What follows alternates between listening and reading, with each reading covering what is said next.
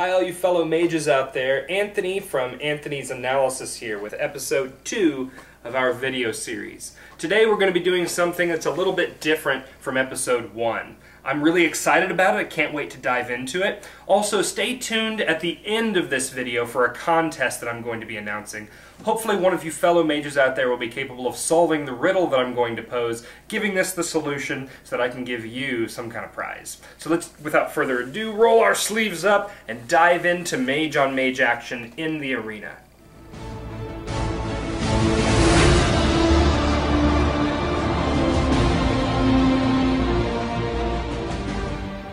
So welcome back, and one of the first things that you're going to notice is that I have all 6 of the currently playable released mages lined up in order in the middle of the arena here. This is going to play into our subject today, which is Mage on Mage Warfare and strategies and tactics, as always, but we're going to do it in a little bit of a different way. Recently I've been getting a lot of feedback from the Mage Wars community about specific mage tactics and how those specific tactics can play against other specific mages, for example, Beastmaster versus Warlock. So what we're going to do is assign every mage a number. So for example, 1, 2, 3, and so on, up to 6. I have here with me a die. I'm going to roll this die. That number corresponds to a mage in this lineup. I'll roll the die again, we have a second mage, and then we'll discuss the strategies and tactics that go along with that matchup. The reason that we're doing it this way is to show you ideas behind Anthony's analysis, to give you a live interpretation of how it is that I think through Anthony's analysis, without really setting up some preconceived ideas. What we're going to do is just randomly select these mages and then get to it. So without further ado, let's start. Our first mage is 1, a wizard. And our second mage is 3. 1, 2, 3, a force master. Alright, so these mages, we're not really going to use these today. I may refer to them in the discussion of this matchup, but for now we're going to set them aside. Let's take a look at wizard versus Force Master. Battle. Okay, so Wizard versus Force Master. I've got both of my personal spellbooks for each of these individual mages out, but first we need to take a look at their respective ability cards. One thing you're going to notice about the Wizard is that he has the option to turn on Voltaic Shield, just for a couple of mana. Voltaic Shield is going to let him absorb a pretty decent amount of damage, which is really going to come in handy versus a Force Master whose general idea is to get up in your face and carve you with that Force Sword.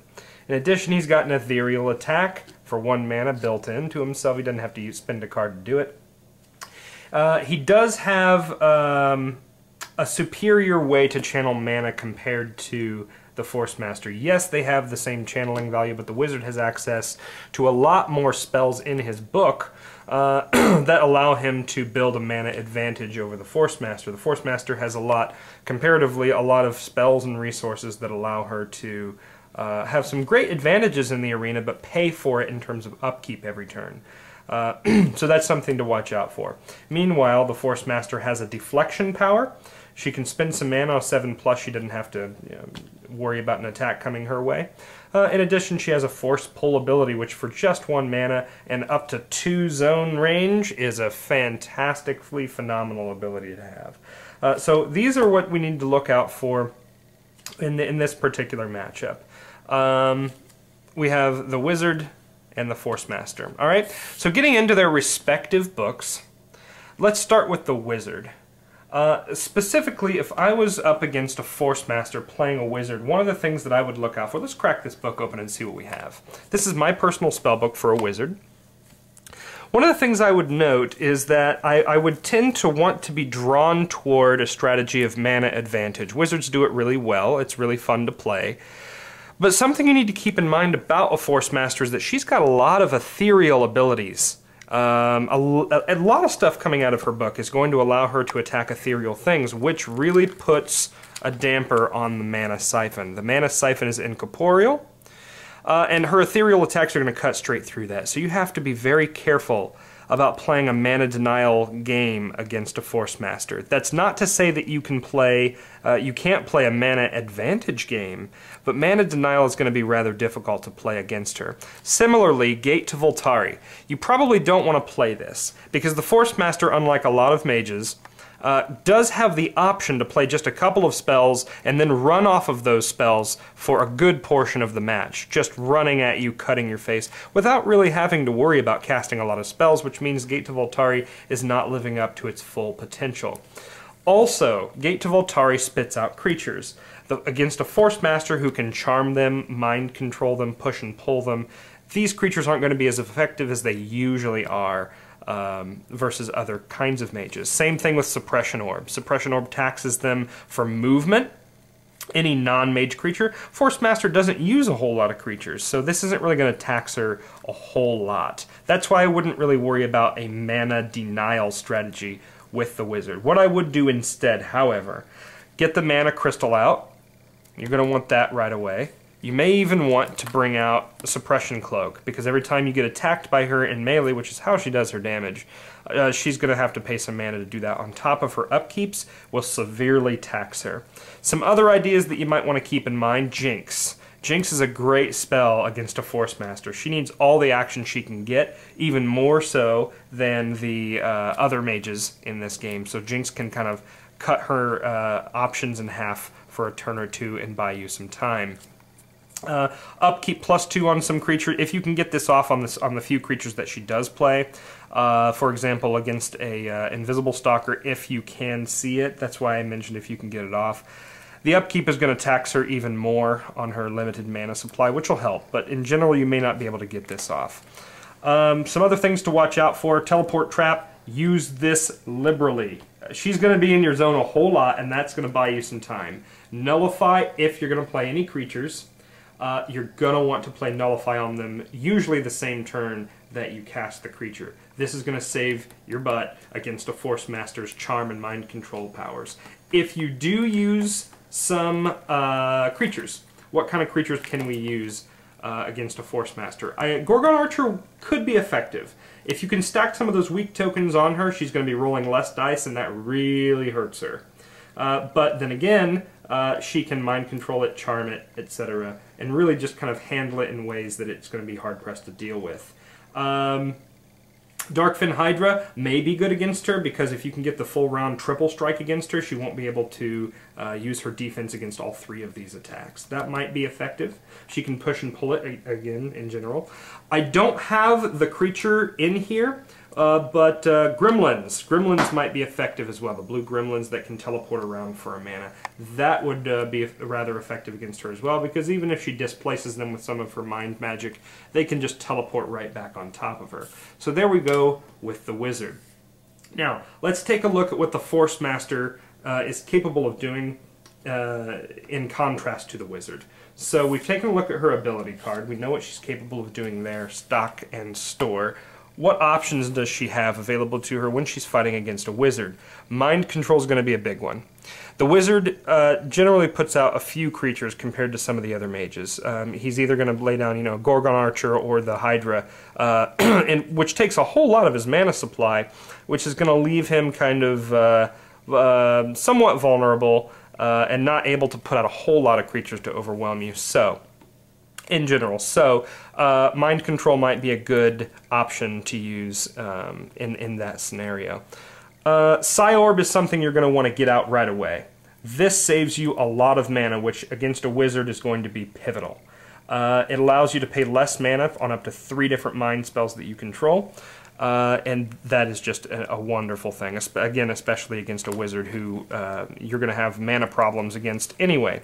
Invisible Stalker, phenomenal creature. If the Force Mage doesn't do anything else, I think this is one of her must-have inclusions in any spellbook she ever will make. This is a great creature. I love it. I always include it. I always play it when I'm playing the Force Master. There's so many different uses for it. Its attack is ethereal. Invisible is just wonderful. It only costs you 1 to upkeep it, and it's only 15 mana. It is just fantastic. If he's got a teleport trap in place, you think it's a trap, maybe a decoy, but whatever. You move the Invisible Stalker in ahead of your Force Master. If it's a teleport trap, he must pop it. Invisible Stalker gets pushed away, sure, but then your Force Master comes rushing in and cuts up with Galvatar. Some other things to look out for. Force Field might be a good one. If he's going to drop some heavy mana-inclusive creatures, such as the Hydra or the Gorgon Archer, he's not going to have a whole lot of mana right then and there. It'll take him some time to build it up, to counteract something as heavy as a Force Field. And that Force Field will go a long way towards deflecting some major attacks coming at you from the Wizard. If he does put down some big creatures, you've got things like Sleep, Force Push, Force Bash, etc. You can also steal some of his equipment away. I would use this for armor. If he puts down any kind of armor, or maybe the suppression cloak, for example, you can steal that away from him, which not only benefits you, but takes off of him as well. Make sure to keep those dispels handy for situations in which he has thrown Nullify on his creatures, maybe reverse attack. Keep dispels on the ready. Cheetah Speed and Mongoose Agility are both really good for getting to people and through people in the case that he's trying to block you up with critters. Defense Ring is always good. And of course, Block and Reverse Attack, Charm. The general staples of a Force Master will go a long way in this particular scenario. Finally, Dancing Scimitar, don't leave home without it. It's a great way to spend some money on a quick action, some mana on a quick action rather. Gives you an extra attack of 3 dice, which for a free attack that you don't even have to spend an action to do. It's autonomous, so it does it of its own accord. Always, when you're capable of throwing more dice at an enemy, do it. And if you don't want to throw more, if you don't need that extra dice, you can always use it as a melee defense in conjunction with her own defense. So there you go. That is, those are my thoughts on a matchup between the Wizard and the Force Master. There's a lot to take into consideration, but live in front of you in our video series episode 2, I've discussed general strategies and tactics for the Wizard and the Force Master fighting against one another. So there we have it, a discussion about the Wizard versus the Force Master. Now keep in mind that I had no idea which 2 mages were going to be chosen for this edition of Anthony's Analysis. It could have been any of them. However, the all-knowing, all-omnipotent really decided which of these 2 mages it was going to be. So hopefully it gave you some idea as to what goes through my mind when I look at the arena and I think, how can this mage fight against that mage? Now, as a last thing, as I mentioned in the introduction, I've got a contest for all of you mages out there, and here it is. What Mage Wars card from the core box has an error in the artwork? Good luck to you. Leave your comments below. Let me know what your answers are in the comments, and the first person to get it right will receive the prize of submitting a question to me to answer on the next episode of Anthony's Analysis video series. So have fun, fight your opponents to the end in the arena, and I'll see you next time. Bye-bye.